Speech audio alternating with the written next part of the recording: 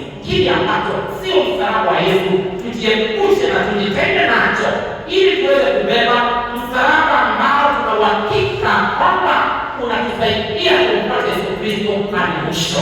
Na huo msalaba tunapobeba, ndugu zangu, tutafika mbinguni na tuweze kukaa pamoja na Mungu milele yote. Tuliambiwa kwamba kama hautamchukia mzazi, watoto, baba na mama, na hata maisha yako wewe mwenyewe kwa ajili yake Yesu Kristo, haumfai katika maisha haya. Lakini hatukuambiwa ile chuki ambayo tunajua, tuliambiwa acha Yesu awe nambari moja katika maisha yetu.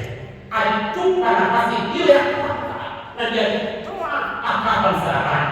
Kwa hiyo tunapotukuza msalaba wa ushindi, ndugu zangu, tusiweze kujirudisha mahali ambapo watu wetu wa kwanza walituelekeza kwenda kinyume na mapenzi ya Mungu, bali tumfuate Yesu anayetuelekeza ili tupate kwenda kuambatana na nia na mapenzi ya Mungu.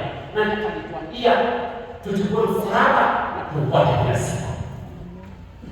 Niwaambie siku moja juu ya huyu mtoto ambaye alikuwa mtukutu sana, na kila wakati mama mzazi alilalamika hata kwa ajili ya huyu mtoto kufanya vibaya sana kwa shule, na akamwambia, wewe sasa mahali ambapo tumefika utaenda bure.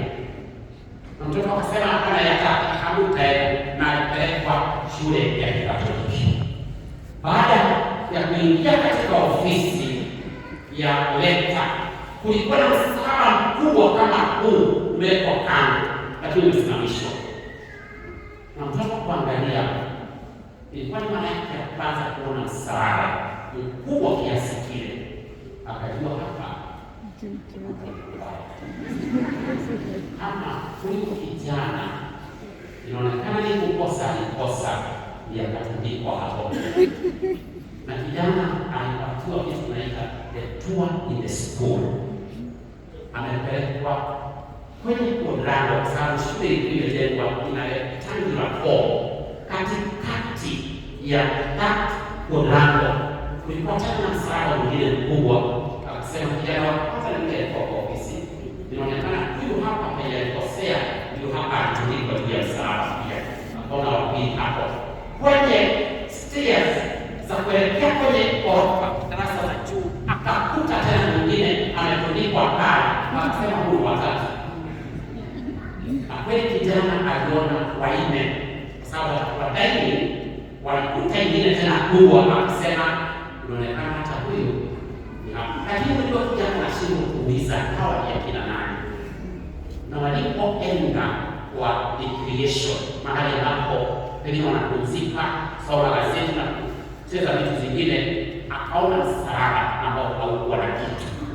Na kijana akasema inaonekana huu sasa tunangojea mwingine ili atundikwe hapa. Na ndipo kijana aliamua hapa hakuna mchezo, ni unakosa unatundikwa hapo kwenye kufanyia makosa yako. Na akaamua lazima nibadilike. Do you know by the end of the term, this boy alikuwa vuta na kule nyuma, he was number 3 in class.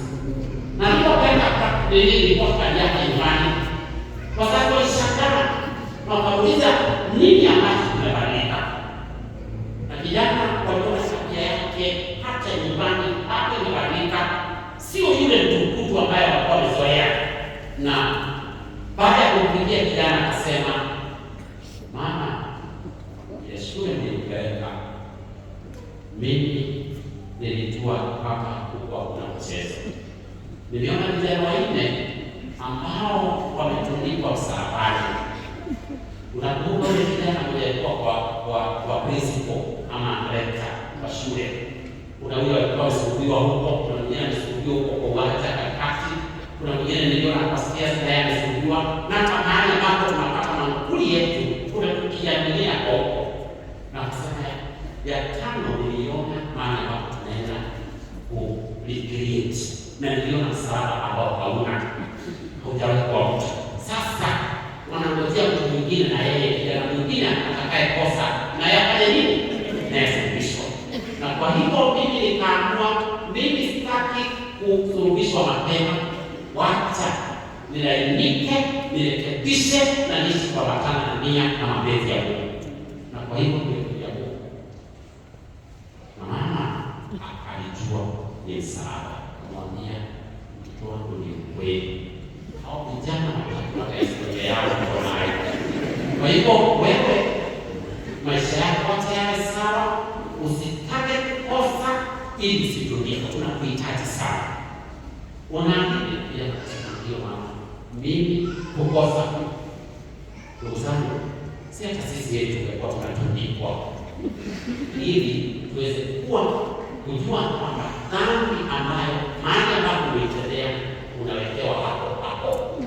Na ili tuweze kujua kwamba ni akina nani ambao wanaenda kwa matana na nia na mapenzi ya nani. Lakini kwa sababu sio hivyo, Mungu anataka kufanya uamuzi.